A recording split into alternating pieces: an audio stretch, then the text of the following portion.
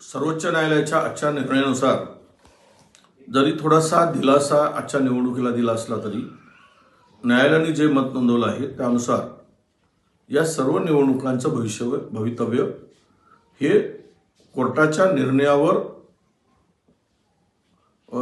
आधारित राहील. कारण कोर्टाने स्पष्टपणे सांगितलं की तुम्ही निवडणुका घ्या पण कोर्टाच्या निर्णयाच्या अधीन राहून घ्या. म्हणजेच टांगती तलवार ओबीसीच्या लोकांवर या निर्णयाने आता आम्हाला दिसते आहे. हे सरकार ओबीसी म्हणून आरक्षण 27% दिलं म्हणून पाठ थोपटत होतं.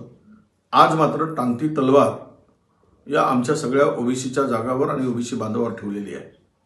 जिल्हा परिषदा पंचायत समितीच्या निवडणुका सुद्धा महानगरपालिकेच्या निवडणुका प्रोसेस सुरू करायला सांगितली पण ते सांगताना 50%च आरक्षण त्याच ठिकाणी सुरू करा अशा प्रकारचं मत नोंदवलं.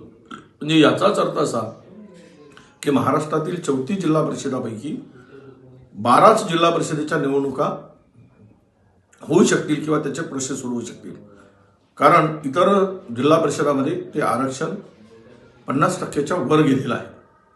म्हणजे सगळा गोडबंगाल या सरकारच्या चुकीच्या निर्णयामुळे, चुकीच्या धोरणामुळे आणि न्यायालयाच्या चुकीच्या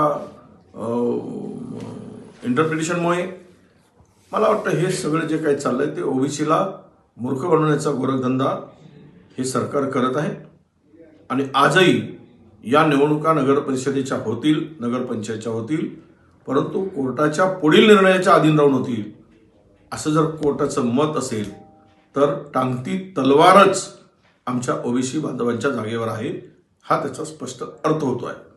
आणि पुढील निवडणुका 50%च्या मर्यादेच्या आत राहून घ्यायच्या असतील तर प्रचंड ओबीसीचं नुकसान होईल.